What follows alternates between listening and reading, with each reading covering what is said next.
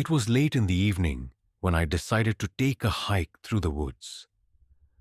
The sun had just dipped below the horizon, and the forest around me grew darker, the shadows stretching long and eerie. I was no stranger to the woods. I had spent countless nights camping and hiking, but tonight felt different. Something about the quietness, the stillness, was unsettling. I couldn't shake the feeling that I wasn't entirely alone. I had heard whispers about an abandoned cabin deep in these woods, a place that had been left untouched for decades, surrounded by myths and rumors. Most people in the nearby town avoided it, claiming strange things happened there. Disappearances, odd noises, even sightings of figures in the window when there was no one around. At first, I dismissed them as local legends, just stories meant to spook people. But tonight, driven by curiosity and the eerie calmness of the forest, I found myself drawn to it. The trees were thick and twisted, blocking out most of the moonlight. Every step I took felt heavier, as if the forest itself was trying to keep me from going any further. I pushed on, my flashlight beam slicing through the darkness, illuminating the path ahead. The wind picked up, rustling the leaves above me, and I couldn't help but feel like something was watching from the shadows. It was that feeling you get when you're in a place you don't belong, when the world around you seems to be holding its breath. As I walked deeper into the forest, I began to hear faint sounds, cracking branches, the rustling of something moving in the underbrush. My heart began to race, and I tried to convince myself that it was just an animal, a deer or a rabbit. But the sounds felt off. There was something deliberate in the way the noises circled me, as if whatever it was knew I was here. Finally, after what felt like hours, I saw it. Through the dense trees, the outline of the cabin emerged. It was smaller than I had imagined, a decaying structure barely standing against the weight of time. The wood was gray and weathered, with large gaps where the walls had begun to rot away. Its roof was sagging, and the windows were dark, reflecting nothing but the shadows of the trees around it. The cabin looked abandoned, forgotten, just as the rumors had said. I stood there for a moment staring at it, feeling a chill run down my spine. The air felt colder around the cabin, almost as if it were absorbing the heat from my body. I hesitated. Part of me wanted to turn back, to ignore the stories, and just leave. But something kept me rooted to the spot, an unexplainable pull drawing me closer. Maybe it was the sheer curiosity or the need to prove the rumors wrong. Whatever it was, I couldn't resist. I stepped forward, my boots crunching the dry leaves beneath me. As I approached the cabin, the door creaked open slightly, as if inviting me in. I froze, a cold shiver running down my back. No one had been here for years, and yet the door seemed to welcome me. The silence around me deepened, and the air felt thick, oppressive, as if the cabin itself was holding its breath, waiting. Without thinking, I pushed the door open, the hinges groaning in protest. The darkness inside was impenetrable, but my flashlight revealed glimpses of broken furniture, shattered glass, and dust-covered floors. The smell hit me next, musty, damp, like something had been left to rot for far too long. But as I stepped inside, I couldn't shake the feeling that something was wrong. The hair on the back of my neck stood up. The air was heavy, thick with something I couldn't place. An ancient presence, perhaps, or something far darker. I told myself it was just the isolation of the cabin, the eerie setting that made everything feel sinister. But deep down, I knew I was not alone. A noise broke the silence, a soft thud, followed by the faintest whisper of movement. I spun around, heart racing, but there was nothing there. My flashlight flickered for a moment, casting long shadows against the walls, and for a second, I thought I saw something. Someone, standing in the corner, just out of reach of the light. I blinked and it was gone. I shook my head, trying to dismiss the thought. It was just my mind playing tricks on me. But as I moved deeper into the cabin, the feeling of being watched intensified. The air grew heavier, suffocating, and every creak of the old wooden floorboards sounded like footsteps behind me. I couldn't shake the feeling that whatever haunted this cabin, whatever dark presence had settled here, was waiting, watching just beyond my sight. I turned back to the door, ready to leave, but as I did, I heard it again. A voice, faint, almost a whisper.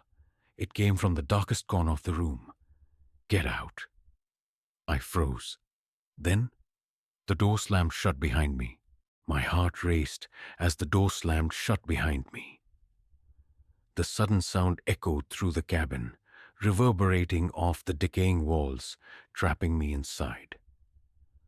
I could feel the pulse in my temples, a mix of adrenaline and fear coursing through my veins. I didn't even have a chance to take a full breath before the temperature seemed to drop another few degrees. The cold was unbearable, biting at my skin, as though the cabin itself was exhaling its breath onto me. I turned quickly, my flashlight trembling in my grip, casting weak beams of light on the corners of the room. Nothing moved. The eerie stillness pressed in, more suffocating now than before. I told myself it was just my imagination running wild, fueled by the fear creeping up on me. I had to calm down. I had to focus. I was alone. I had to remind myself of that. But the unsettling feeling in my gut told me otherwise. A floorboard creaked behind me, the sound sharp and distinct, breaking the silence that had become almost unbearable. I spun around, my flashlight shaking as I searched the room. There was nothing, just the dilapidated furniture and scattered debris. I was losing my mind, I thought. But as I took a step forward, I heard it again. The creak of wood, this time closer. I froze, my body tensing, every muscle locked in place. And then, a voice. It was faint at first, a soft whisper that sent chills down my spine. My breath caught in my throat. It wasn't just the wind or the house settling. It was a voice, clear, almost mocking in its gentleness. I strained to listen, the words barely audible. "Leave this place." I froze in place, my body rooted to the spot. My mind raced. The voice was real. It wasn't just my imagination. I had heard it. Someone else was here. A figure, a shadow. The voice seemed to come from the darkness itself, from the very walls of the cabin. I turned toward the source of the sound, but the room was still, its corners empty. I swallowed hard and tried to steady my breath. I was shaking now. I had to get out. The panic surged within me, but I fought it down. I couldn't let fear control me. The stories I had heard about this place flashed through my mind. The disappearances, the strange happenings. But this was real. I wasn't prepared for this. I slowly stepped toward the back of the cabin where the voice had come from. My footsteps were slow and deliberate, though my pulse thundered in my ears. I moved toward the doorway leading into another room, the shadows there feeling deeper, more oppressive. I pushed the door open cautiously, the hinges creaking in protest. The air inside this room was colder, much colder than before. My breath fogged in front of me, thick and unnatural. I took another step, and then another, my flashlight flickering once more, its beam catching on something in the far corner of the room. At first, I thought it was just an old coat hanging on a hook, but then I saw the shape more clearly. A figure stood there, just beyond the reach of my light. It was cloaked in darkness, its form blurred and indistinct, as though it didn't belong to this world at all. My breath caught in my throat, and I stopped dead in my tracks. The figure didn't move, didn't make a sound. It was as if it was waiting, just as I was. The silence stretched on, unbearable and heavy. The figure didn't speak, but I could feel its presence. Something cold and unsettling, like an ancient force that had been buried in the cabin for far too long. My heart pounded in my chest, my body shaking involuntarily. What was it? Who was it? And then, as though the air itself shifted, the figure took a step forward. It was slow, deliberate, almost gliding toward me, its presence sending a wave of cold that chilled me to the bone. I stumbled back, the flashlight flickering again, casting long, jagged shadows on the walls. I opened my mouth to scream, but no sound came out. I felt paralyzed, my body refusing to obey my mind. The figure seemed to be closing the distance, moving closer, its face still shrouded in darkness. And yet, I felt its eyes upon me. Cold, empty eyes that saw straight through me. The air grew thick with an oppressive weight, like something pressing in from all sides. Suddenly, the figure spoke. Its voice was a low, raspy whisper, barely audible, but it cut through the silence like a knife. "You shouldn't have come." The words sent a jolt through me, snapping me back to reality. I turned on my heel and bolted out of the room, my breath coming in ragged gasps. The cabin seemed to close in around me, the shadows growing darker, more oppressive. I ran, my feet barely touching the floor, as I made my way back to the front door. But the door, the one I had entered through, wasn't where it had been. It was gone, replaced by a solid wall of rotting wood. I spun around in desperation, my flashlight flickering erratically, casting short, fractured beams across the room. I was trapped. The figure was still there, standing silently, its form more distinct now. The darkness around it seemed to pulse, as though it were alive. Its eyes glowed faintly, like two dim, lifeless stars, and I could feel them drilling into me, reading every fear, every thought. "You can't leave," it said again, its voice colder, more commanding.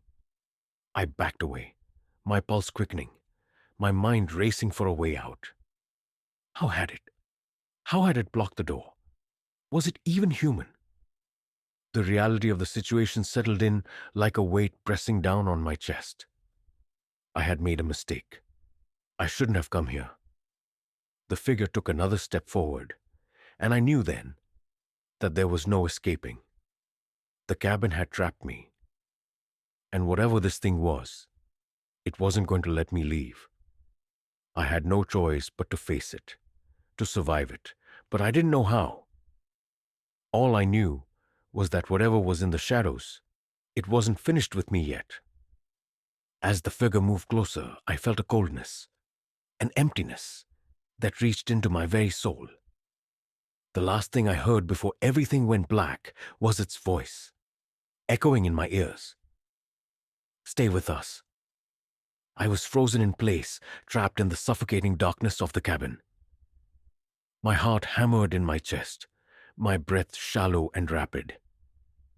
I tried to move, but my limbs felt like lead, heavy and unresponsive. The figure before me seemed to draw closer with every breath I took, its presence growing more oppressive, its cold aura seeping into my bones. My mind raced, spinning with questions. What was it? Why couldn't I escape? How had I gotten myself into this? The figure stepped forward, its movement slow but deliberate, like something from the depths of a nightmare. The air felt thick, almost alive, as if it were closing in on me. The dim light from my flickering flashlight revealed more of the figure's form, but it remained shrouded in shadows, its face still hidden from view. The oppressive silence was broken only by the sound of my panicked breathing, each exhale loud in my ears. "Stay with us," the voice echoed again, chilling and hollow, sending shivers down my spine. I staggered back, my legs unsteady, my hands shaking uncontrollably. I had to get out. There had to be a way. I wasn't about to let this thing claim me, whatever it was. My eyes darted around the room, searching for an escape, for something, anything, that could help me. The walls were closing in, the wooden beams groaning under the weight of time and darkness. I noticed something, a small detail that I hadn't seen before. The floor, near the far wall, was different. The boards were slightly raised, as if there was something hidden beneath them. A surge of desperation fueled my movements. I stumbled toward the raised floor, not caring about the figure closing in behind me. If there was a way out, I would find it, no matter what. My hands trembled as I knelt down, my flashlight flickering once more, casting eerie shadows across the room. I pulled at the loose boards, my fingers slipping on the damp wood. My heart raced as I struggled, the figure's presence still pressing down on me, suffocating every thought. Finally, with a painful creak, one of the boards shifted free. I pried it away, revealing a dark space beneath the cabin floor. A hole. It was small, barely big enough for me to fit through, but it was a way out. It had to be. I quickly shoved my flashlight into the hole, the beam illuminating something strange. A collection of old, rotting objects, fragments of broken furniture, yellowed papers, and bones. My stomach twisted at the sight. The bones were unnervingly human, their pale white surfaces worn and cracked. I recoiled, a scream clawing at my throat, but I managed to choke it back. My eyes widened in horror as I realized the horrifying truth. These were remains of the people who had disappeared here, the ones who had come seeking shelter, only to be consumed by whatever dark force had taken residence in this cabin. I pulled myself back, panic surging through me as the reality of the situation hit me all at once. I wasn't just trapped in a haunted cabin. I was in the lair of something ancient, something that had claimed others before me and would likely claim me too.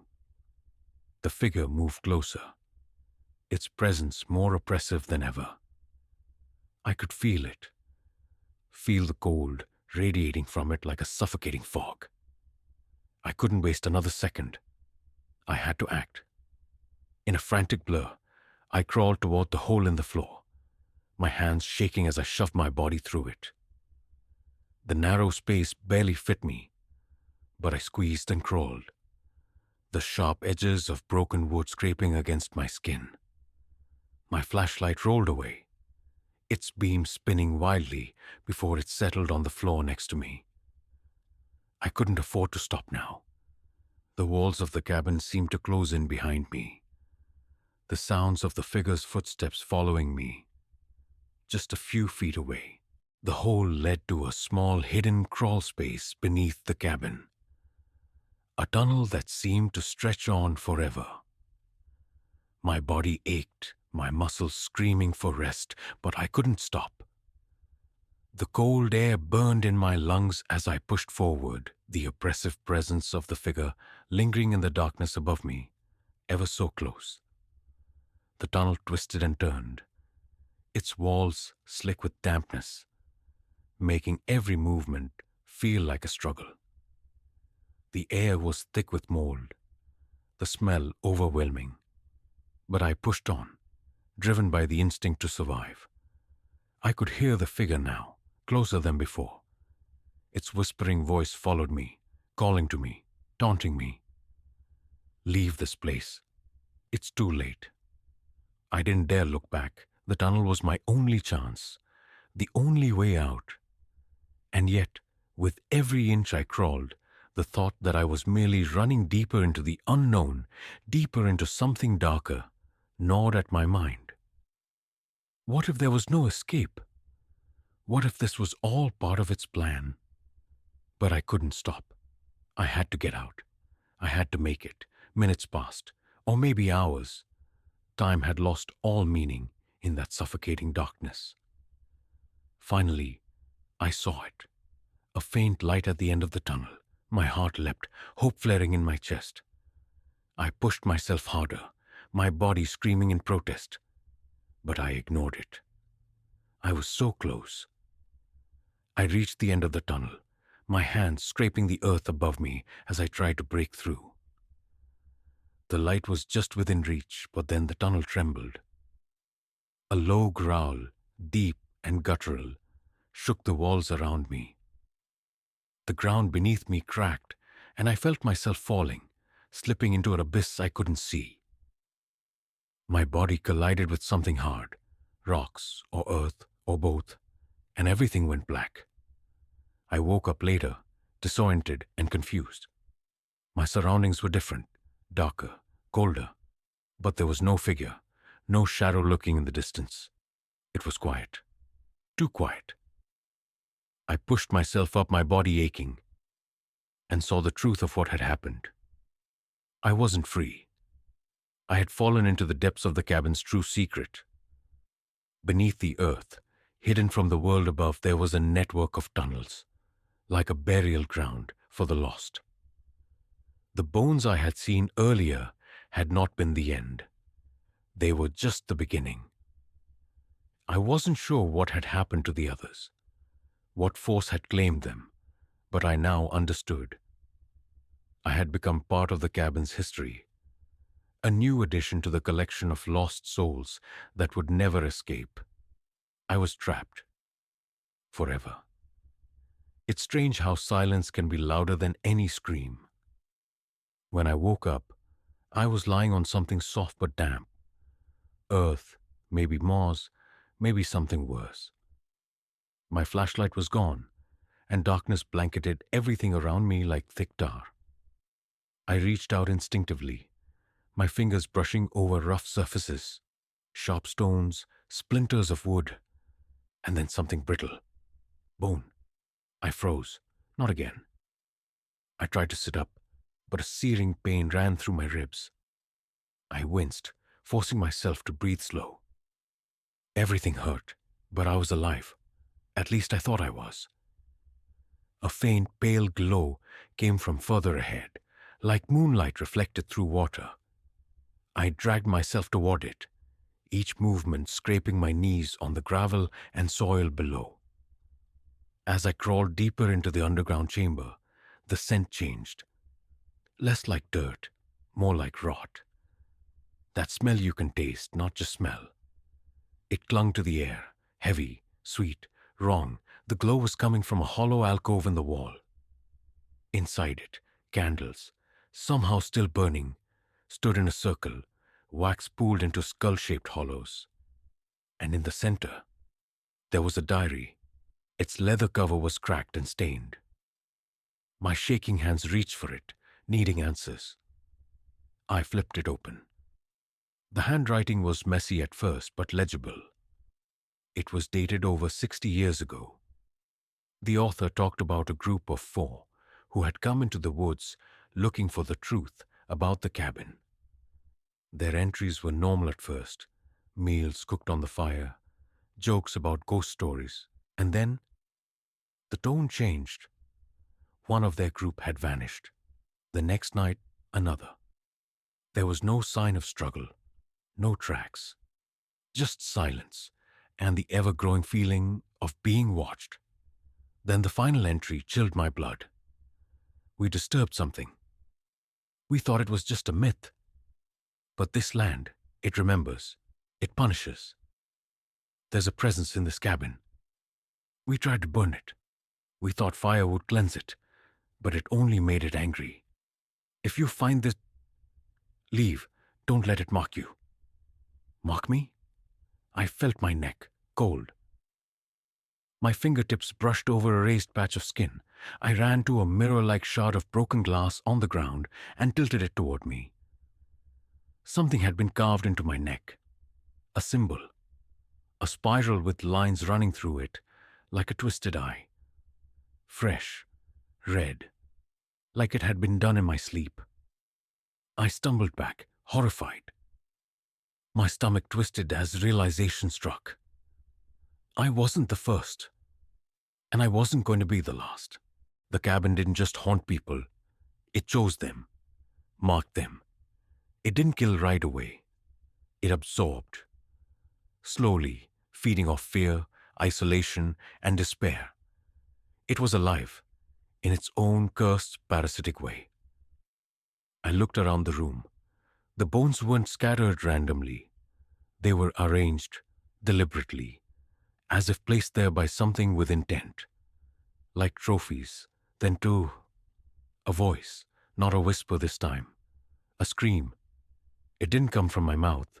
It echoed around me, multiple voices, layered and overlapping, cries for help, laughter, weeping, gasping, like the walls themselves were screaming. And above it all, I heard a voice I recognized. My own, from the night before, repeating something I couldn't remember saying. Stay. You're one of us now. My blood ran cold. This place, it had taken something from me, a piece of me, my voice, my thoughts, my memories, my soul. I turned to run, but the passage I came through was gone. Solid wall, no exit, just dirt and stone and candlelight flickering like mockery. Suddenly, I saw movement in the shadows. Not one figure, dozens, all standing, still, watching, eyes white as bone, skin gray, each one marked with the same cursed spiral on their necks. Victims. And I realized they were still alive, somehow, or stuck between, not dead, not fully human, trapped in the same moment of horror, reliving it endlessly. One stepped forward. I recognized her, the missing hiker from the news article I read before coming. Her lips moved silently, mouthing the same words over and over. Don't scream. It listens. Then everything went dark again. And I knew I wasn't going to leave, not as myself, not ever. They found me 3 days later, wandering near the forest edge, barefoot, covered in cuts, eyes blank. I didn't remember how I got out. Or maybe it let me go, not to free me, but to warn others. I've tried to live a normal life since then, but the mark on my neck never faded. And sometimes, at night, I hear the whispering again. Faint, like it's calling me back. The forest cabin is still out there, hidden, waiting. And if you ever stumble across it, don't go inside, because once you do, it never really lets you leave.